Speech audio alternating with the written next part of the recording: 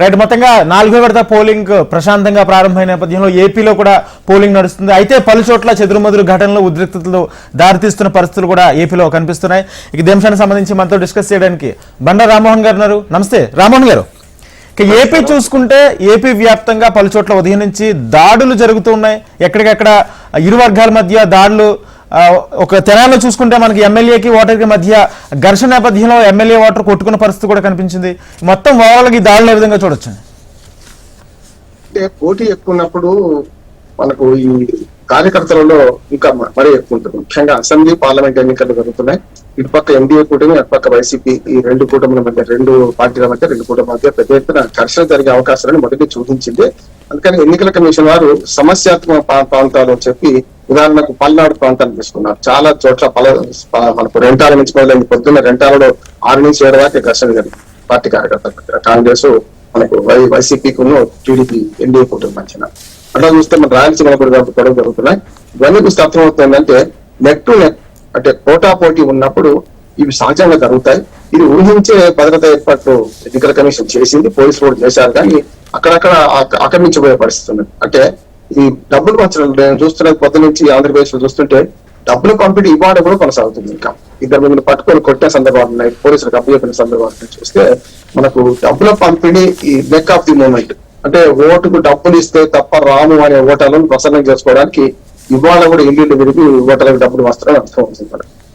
చాలా వరకు ఎట్లుంటుంది, నిన్న దాకా పనిచేసి వాళ్ళ ఓటర్లను తరలించలేము ఉంటుంది.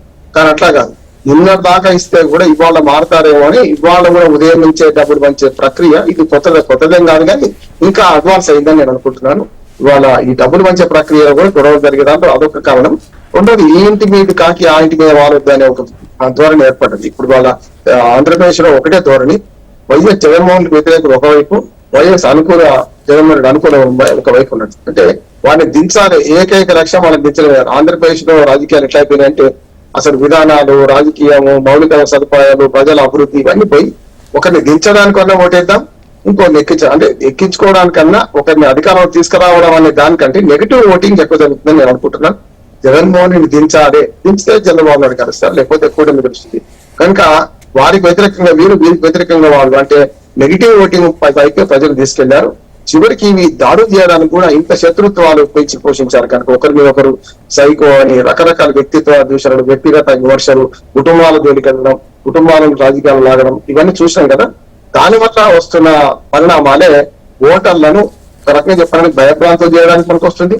రెండోది ఓటర్లను ఓటర్ పోలరైజేషన్ అంటాం. ఇటుపక్క అటుపక్క రెండు వర్గాల మధ్యన, రెండు పార్టీల మధ్యన చీలిపోవడం చూస్తున్నాం. దాని ద్వారా ప్రజల భావోద్వేగాలను, ఈ మాట అంటున్నాను, ప్రజల భావోద్రేకంగా మార్చే ప్రక్రియ నిన్నటి దాకా ఎన్నికల ప్రచారం జరిగింది. మొన్నటి దాకా ఈ జరిగిన ప్రక్రియలో భాగంగానే ఇవాళ భావోద్రేకాలు భౌతిక దాడులకు పాల్పడుతున్నాయని నేను.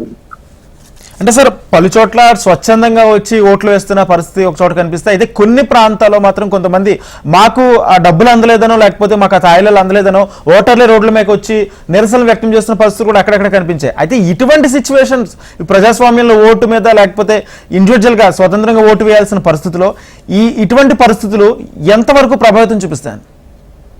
ఖచ్చితంగా. అంటే ప్రజలు ఏమనుకుంటున్నారంటే చచ్చిన దానికి వచ్చిందే కథ అనుకుంటున్నారు.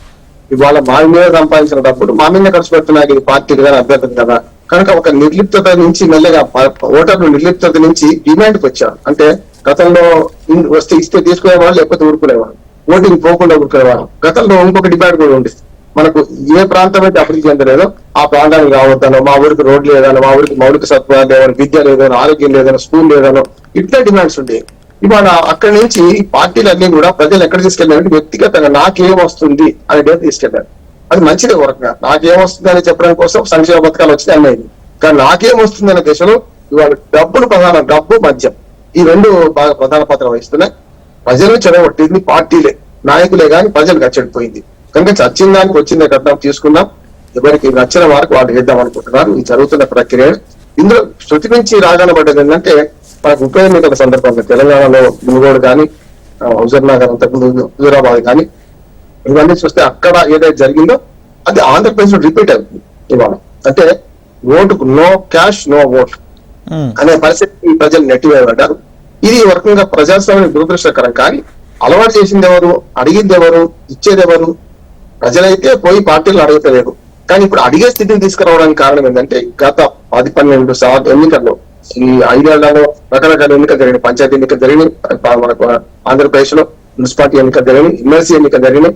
వీటన్నిట్లలో డబ్బు ప్రభావం చూసిన తర్వాత అక్కడ డబ్బు డిమాండ్ చేసే సంస్కృతి వచ్చేసింది. ఇంకొక కారణం కూడా అనిపిస్తుందా ఏమంటే ఇటీవల ఈ డబ్బు పట్టుకోవడాలు మనకు బాగా ఆర్భాటం చేస్తున్నారు. డబ్బు పట్టుకున్న తర్వాత ఏమైతుందంటే మేము ఎన్నికల తరఫున వివరాలు తీసుకుంటే ఇట్లా పట్టుకుంటారు, అట్లా విడిచిపెడుతున్నారు.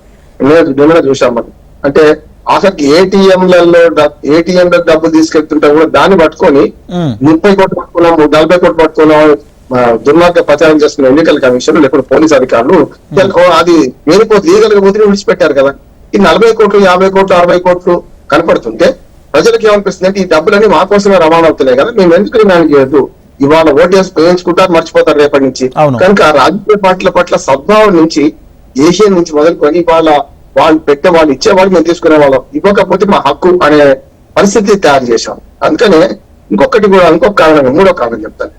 దీనిలో ఇంకొక కారణం ఏంటంటే మన ఓటు వేస్ట్ అవుతుంది, మన ఓటు పలానా పార్టీకి వేస్తే వేస్ట్ అవుతుంది, పలానా పార్టీకి వేస్తే నష్టం అవుతుంది అనే భావన కూడా ప్రజల్లో వచ్చింది. అంటే మన ఓటు వినియోగం కావాలంటే గెలిచే పార్టీకి వేయాలి అనే భావన పంచాం. అంటే అప్పుడు ఏమైందంటే గెలిచే పార్టీ వాడు లేకుండా అంత దగ్గర సమీప ప్రత్యర్థి నుంచో డబ్బులు ఎక్కువ తీసుకుంటాం, మిగతా వాళ్ళు ఇవ్వడానికి కూడా వెనక ముందు ఆడుతుంటారు, తక్కువ 3వ స్థానంలో 4వ స్థానంలో ఉన్నాం.